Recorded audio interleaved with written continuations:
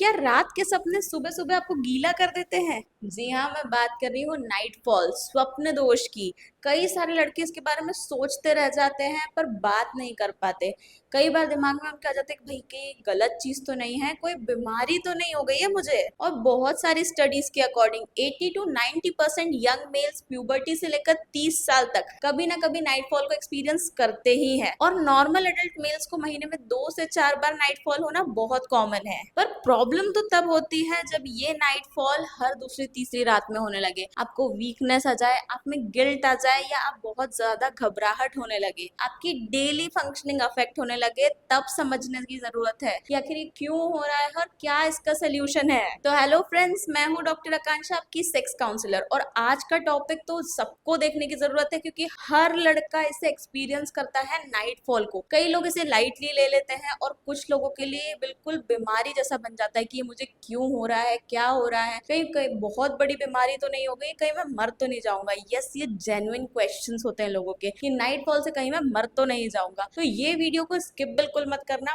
पूरा एंड तक देखना क्योंकि बहुत जरूरी चीज होने वाली है। तो चलिए जल्दी से शुरू करते हैं आज का इंटरेस्टिंग टॉपिक। तो सबसे पहले समझने वाली बात ये कि नाइटफॉल होता क्या है। तो रात को जब आप अराउज होते हो सपने के थ्रू, मोस्टली इरोटिक या रोमांटिक काइंड ऑफ सपने के थ्रू, तब आपका पीनस इरेक्ट हो जाता है और उस टाइम पर सीमेन डिस्चार्ज जाता है और इसी को हम कहते हैं नाइटफॉल होना। और ये बिल्कुल बिल्कुल नेचुरल है। जैसे फीमेल्स में पीरियड बिल्कुल नेचुरल चीज है, बिल्कुल मेल्स में भी नाइटफॉल होना बहुत नेचुरल चीज है। बल्कि आपको एक बात और भी बता दूं कि फीमेल में भी नाइटफॉल्स होते हैं, हालांकि उनकी इंटेंसिटी इतनी कम होती है कि दे डोंट इवन रिकॉग्नाइज, लेकिन ये दोनों में ही होता है। कई लोग पूछते हैं कि जो हम मास्टरबेट करते हैं उस टाइम जो डिस्चार्ज निकलता है, क्या ये भी वैसा ही सेम डिस्चार्ज होता है? तो बिल्कुल हाँ, ये दोनों एक ही डिस्चार्ज है। अब बात करते हैं कि आखिर ये होता क्यों है। तो भाई बहुत सारे कॉमन रीजंस है इसके। देखो, सबसे पहला तो टेस्टोस्टेरोन जो हार्मोन होता है मेल्स में, पीक हार्मोन, प्यूबर्टी के बाद वो धीरे धीरे और बढ़ने लगता है। जैसे जैसे हार्मोन बढ़ेगा तो बॉडी का एक नेचुरल प्रेशर रिलीज मैकेनिज्म होता है ये नाइटफॉल, जिसके थ्रू आपका सीमेन बाहर निकलता है। दूसरा, कई बार हमारे सबकॉन्शियस माइंड में सेक्सुअल थॉट्स, हमारे फैंटेसीज, डिजायर्स होते हैं, हमारे दिमाग में कुछ विजुअल्स चलते रहते हैं। अक्सर जो हम पॉर्न वगैरह में देखते हैं हमारे दिमाग में चलते रहता है, तो उसके चलते भी ये नाइटफॉल होना बिल्कुल नेचुरल है। अगर रात में भी आपने देख लिया, ये सोचा है, उसके बाद सो भी चुके हो, तब भी ऐसा हो सकता है। तीसरा, सेक्सुअल एब्सटिनेंस की वजह से भी हो सकता है। लाइक आप सेक्सुअली एक्टिव नहीं हो या आप बहुत टाइम से मास्टरबेट भी नहीं कर रहे हो, तो बॉडी खुद ही डिस्चार्ज रिलीज कर देगी क्योंकि कंटिन्यूसली बन रहा है बन रहा है बन रहा है। तो भाई मटका जब भरेगा तो बाहर तो आएगा ना पानी। ऐसा तो नहीं है कि बिल्कुल भरते जाए या मटका बड़ा हो जाए। उसका स्टोरेज उतना ही है, तो जितना भरते जाएगा वो अपने आप बाहर निकलेगा। तो इसीलिए हम ये भी कहते हैं कि कई बार मास्टरबेशन भी काफी हेल्थी होता है, उसे करते रहना चाहिए। नॉट इन टू एक्सेस, लेकिन एक लिमिटेड फॉर्म में मास्टरबेशन भी काफी हेल्थी चीज है। और चौथा, कई बार ओवर थिंकिंग, आप किसी चीज से गिल्ट में हो, स्ट्रेस में हो, तो ये सारी चीजें भी, ज्यादा टेंशन लेने से भी नाइटफॉल बढ़ सकता है। अब मेरे पास ना बहुत सारे लोगों ने डीएम्स कर रखे हैं रिगार्डिंग नाइटफॉल, और एक्चुअल में वो मिथ्स है, तो मैं उसको भी क्लियर कर देती हूँ। लाइक नाइटफॉल से बॉडी कमजोर हो जाती है, देखो ऐसा बिल्कुल भी नहीं है। अब भी जस्ट मैंने बताया कि एक सीमेन जो है बॉडीली फ्लूइड है, बहुत ज्यादा भर जाएगा तो उसको बाहर निकलने के लिए भी स्पेस चाहिए, वो स्टोर इतना नहीं कर पाती है बॉडी, तो इससे वीकनेस भी नहीं आने वाली है। ये ऐसा सब कुछ नेचुरल है, तो ऐसा सोचना बिल्कुल बंद कर दो। दूसरा, ज्यादा नाइटफॉल से हाइट रुक जाती है, इसका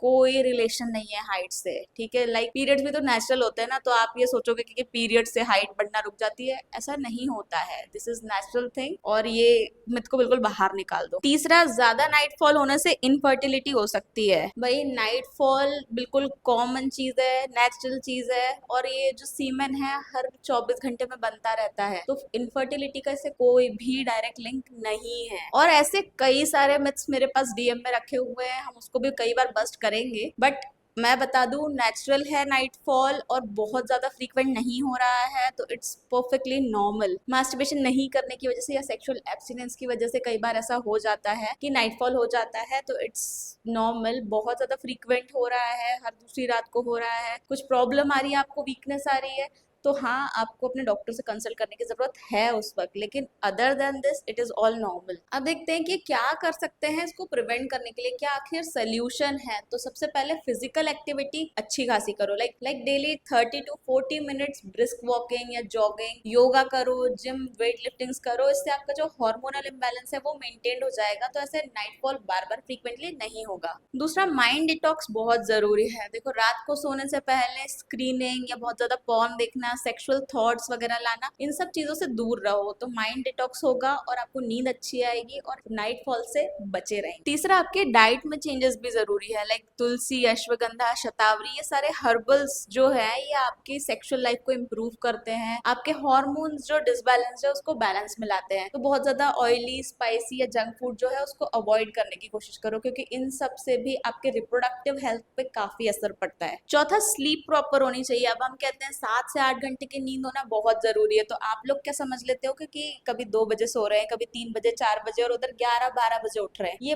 बिल्कुल गलत है। आपकी बायोलॉजिकल साइकिल बिल्कुल डिस्टर्ब होती जा रही है। रोज सेम टाइम पे सोने का टाइम बिल्कुल सिमिलर होना चाहिए, नहीं किसी दिन इतने बजे सो रहे हैं, किसी दिन इतने बजे सो रहे हैं, ये बिल्कुल गलत साइकिल है। इसके साथ में आप लाइट डिनर करो, जितना लाइट डिनर करोगे और थोड़ा जल्दी डिनर कर लोगे उतना आपके लिए बेहतर है, उतनी नींद आपकी अच्छी होगी। सोने से कम 1 से 1.5 घंटा पहले मोबाइल को बिल्कुल दूर रख दे, जिससे आपका ब्रेन भी रिलैक्स होगा, नींद अच्छी आएगी, सेक्सुअल ड्रीम्स भी कम आएंगे। और पांचवा, जैसे कि मैंने बताया, इफ इतना सारा कुछ करने के बाद भी आपको बहुत फ्रीक्वेंटली नाइटफॉल हो रहा है, हर दूसरी तीसरी रात में नाइटफॉल डिस्चार्ज निकल रहा है, और उसके कारण आपके जो डेली लाइफ एक्टिविटीज है वो दिक्कत आ रही है, या आपको बहुत वीकनेस हो रही है, ये किसी बीमारी का शिकार होते जा रहे हैं, तो प्लीज अपने डॉक्टर से जरूर मिलिए, जरूर कंसल्ट करिए, फिर देरी करने की बिल्कुल भी जरूरत नहीं है। देखो, नाइटफॉल ना तो कोई पाप है ना कोई बीमारी है, ये बिल्कुल नेचुरल प्रोसेस है, लेकिन तब तक जब तक आपको इससे कोई प्रॉब्लम नहीं हो रही है। लेकिन अगर प्रॉब्लम हो रही है तो छुपाना नहीं है, बात करना है। हो सके तो अपने फैमिली या फ्रेंड से बात करें, हो सकता है बात करने से आपको उसका सोल्यूशन मिल जाए। ध्यान रखो, हमेशा समझो, सीखो और सुधारो। अगर आप या आपका भाई या आपका दोस्त या पेशेंट इस फेज से गुजर रहे हैं तो इस वीडियो को उन तक जरूर पहुंचाना, और हाँ, कमेंट करके जरूर बताना कि उन सारे मिथ्स में से आपको सबसे कॉमन कौन सा लगा, या आपके दिमाग में कौन सा मिथ बैठा हुआ था नाइटफॉल के रिगार्डिंग। और वीडियो अच्छी लगी हो तो वीडियो को लाइक करके जरूर जाना, चैनल पे नए हो चैनल को सब्सक्राइब कर लेना, वो भी बेल आइकन के साथ। तो मिलते हैं नेक्स्ट वीडियो में, बाय।